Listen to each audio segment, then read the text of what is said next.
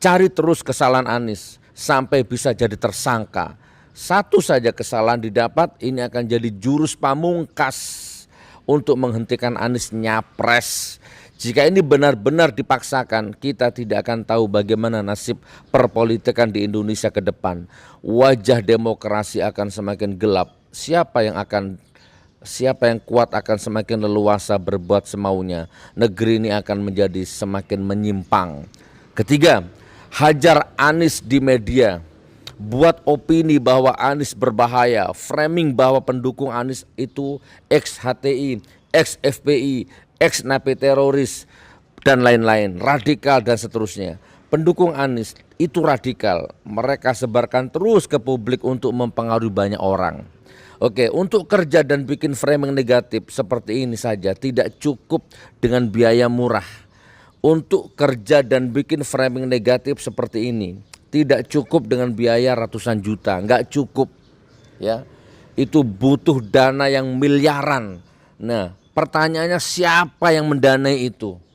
Yang badoki buzzer influencer itu siapa? Yang gaji mereka siapa? Uangnya siapa? Selama Anies jadi gubernur, ya, adakah kerugian oligarki atas kebijakan Anies? Banyak. Jadi kalau selama Anies jadi gubernur ini kerugian negara itu enggak ada. Kalau kerugian oligarki banyak. Oke. Anda ingat pulau reklamasi yang disegel? Anda ingat Alexis yang ditutup? Anda ingat ke pengurusan apartemen yang diambil dari pengembang dan diserahkan ke penghuni yang notabene rakyat kecil? Anda ingat air bersih yang diambil oleh PT Pam Jaya dari penguasa oligarki selama puluhan tahun kemudian disubsidikan hingga 80% ke rakyat? Itu semua untuk siapa? Rakyat tentunya. Nih, judulnya Anies membahayakan negara atau membahayakan oligarki, itu judulnya. Tak percepat ya. Pengamat politik dan pemerhati bangsa Tony Rashid, semoga beliau dilimpahkan keberkahannya ya. Nih, keterlaluan. Kerja buzzer sudah keterlaluan, nggak peduli etika, membuang moral, nggak takut dosa, setiap hari bikin konten untuk menebar fitnah, terus melakukan framing buruk tentang Anies. Mereka dibayar memang untuk kerja ini. Ini bukan soal Anies, tapi ini soal moral dan etika politik yang sudah benar-benar dirusak dengan tontonan yang melampaui batas-batas kewajaran. Kasihan rakyat setiap hari mendapat suguhan fitnah pagi, siang, sore hingga petang sampai malam. Medsos dibanjiri kampanye hitam tanpa menyadari banyak juga yang terpengaruh termasuk Anda. Saya enggak.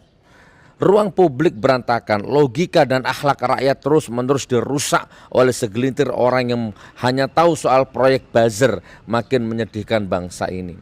Kasat mata dan terang benderang ada upaya sistematik dan halangi Anies Baswedan nyapres. Publik sadar ini.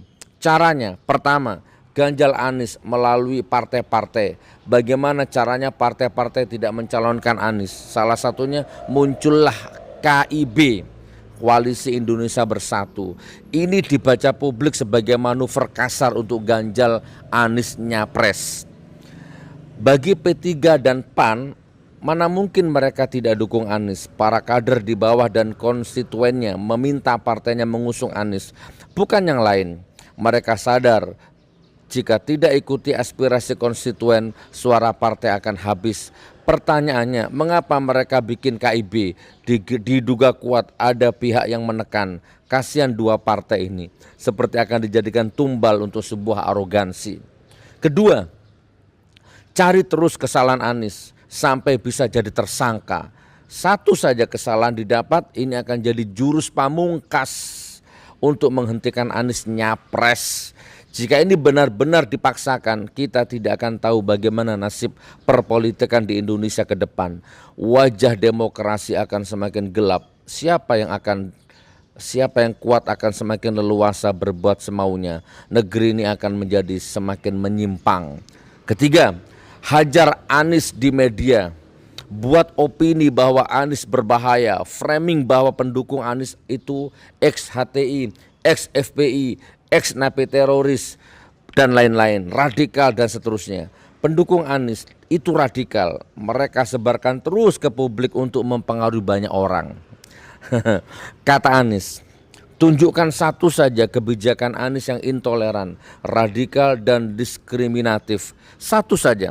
Kalau ada, kalau Anda nggak bisa buktikan, kenapa Anda masih terus menuduh? Kenapa Anda masih ikut viralkan fitnah itu?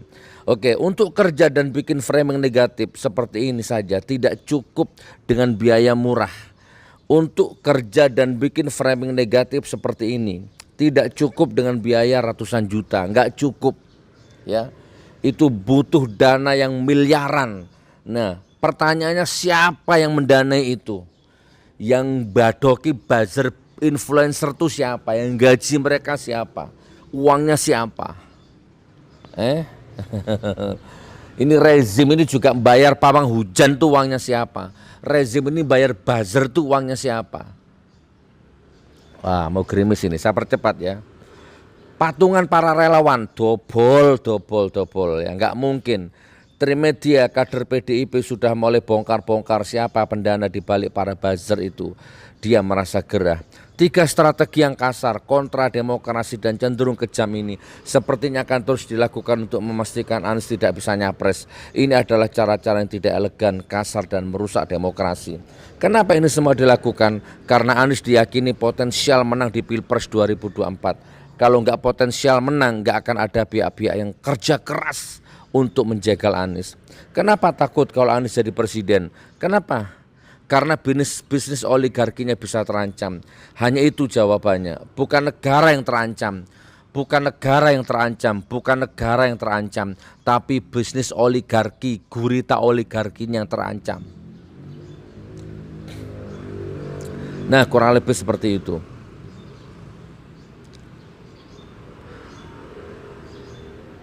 Mana tadi? Karena banyak dari bisnis mereka karena banyak dari bisnis oligarki ini yang melanggar dan menabrak aturan. Simpel cara membuktikan jawaban ini. Selama Anies jadi gubernur DKI, adakah kerugian negara akibat kebijakan Anies? Selama Anies jadi gubernur, apakah ada kerugian Jakarta lah minimal, apalagi kerugian negara ya. Kerugian Jakarta lah sampai triliunan gitu ya. Seperti yang dana BPJS, dana bansos, dana haji, Krakatau Steel, Garuda, PLN, ya apa itu, benih udang apa itu, ada nggak kira-kira? Masya Allah ya. Selama Anies jadi gubernur, ya adakah kerugian oligarki atas kebijakan Anies? Banyak. Jadi kalau selama Anies jadi gubernur ini kerugian negara itu nggak ada. Kalau kerugian oligarki banyak. Oke, Anda ingat Pulau Reklamasi yang disegel?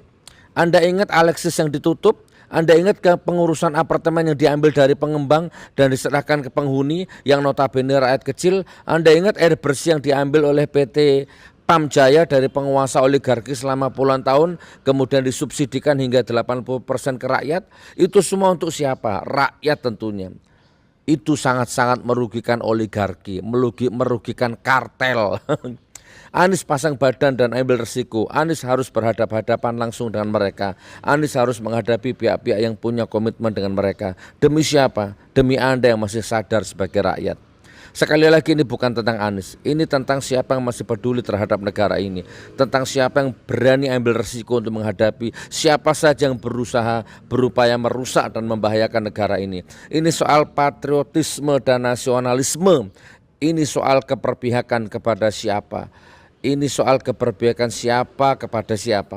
Kalau mau aman, Anies akan lebih aman jika mau terima kompromi dengan mereka. Terima suap ratusan miliar hingga triliunan, tapi tidak. Anies memilih untuk selamatkan negara ini. Anies memilih berada bersama rakyat. Akibatnya dia harus ambil resiko itu sendirian. Ini fakta.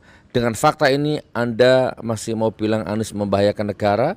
Kalau begitu Anda perlu ke psikiater. Gini teman, ini tulisannya orang ya, dan ini bagus tulisannya. Tolong ini dicatat ini, jangan dipotong-potong. Tetapi saya ingin bicara sebagai orang yang merdeka ya. Anda tetap sajalah ya jangan terlalu percayalah kepada manusia ya. Percaya kepada Allah, berhamba kepada Allah, minta tolong kepada Allah. Apalagi kepada politikus itu jangan saudaraku ya. Nanti Anda kecewa. Dulu Anies ini juga pernah kok mendukung Jokowi. Anies dulu pernah jadi tim sukses Jokowi, ya. Jadi ini politik, teman. Ya. Ya, tinggal kita menunggu. Manusia itu kan ada taubatan nasuha. Jangan-jangan itu, mudah-mudahan itu menjadi dosa politik masa lalunya Pak Anies. Ya kan, namanya politik itu kan dinamis katanya. Kalau nggak dinamis ya nggak bisa kan gitu ya. Oke, it's okay.